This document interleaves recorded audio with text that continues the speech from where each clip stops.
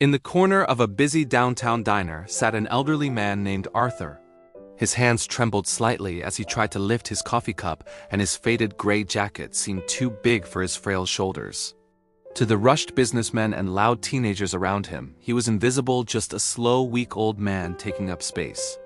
They didn't know that his trembling hands were a souvenir from a war long forgotten, or that his quiet nature was a fortress built to keep heavy memories at bay. People often mistake silence for weakness, and on this day, they were about to learn how wrong they were. The peaceful morning was suddenly shattered when the door kicked open.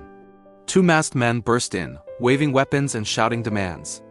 Panic erupted instantly.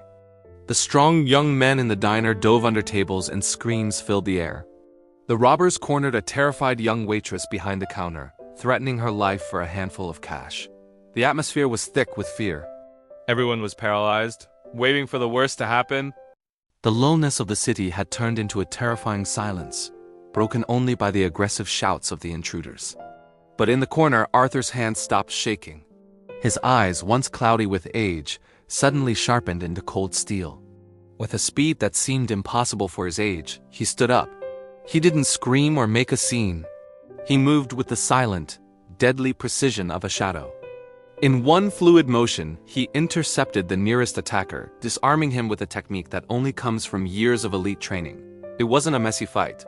It was a masterclass in discipline. The frail old man had neutralized the threat in seconds, standing tall with a posture that screamed military authority. By the time the police arrived to arrest the stunned criminals, the adrenaline in the room had faded into awe. The customers who had ignored him earlier now looked at him with wide eyes.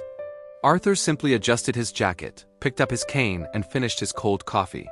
He didn't ask for applause, and he didn't brag. He was a living reminder that true warriors don't always look like action heroes.